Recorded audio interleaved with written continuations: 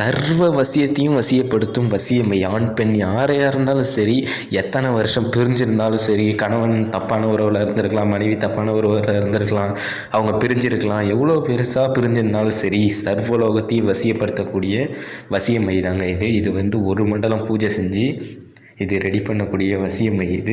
மாந்திரீகத்தில் வந்து நிறைய பேர் வந்து பிரிஞ்சவங்களை வந்து வசியப்படுத்துறதுக்கு சுவாமி வீடியோ போடுங்க அப்படின்னு கேட்டிருந்தீங்க. நான் நிறைய பேருக்கு இதுவும் வந்து பூஜை செஞ்சு கொடுத்துக்கிட்டு தான் இருக்கேன் வசியமை. இது வந்து ரொம்ப வந்து ஒரு மோகன வசியமைன்னு சொல்லலாம். மோகினியோட எச்சினி அவதாரத்தோட வசியமை இது.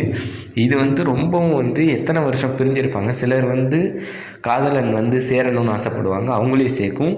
நிறைய பேர் ஆனால் சண்டை போட்டு பிரிஞ்சிருப்பாங்க. 10-12 வருஷம் பிரிஞ்சிருந்தாலும் சரி, எதிரி தொல்லை அதிகமாக இருந்தாலும் சரி, அவங்களையும் வசியப்படுத்து உங்கள்கிட்ட வந்து கடன் பிரச்சனை தராமல் இருந்திருக்கலாம், கடனை உங்களுக்கு திருப்பி தரும். இது அந்தளவுக்கு வசியம்.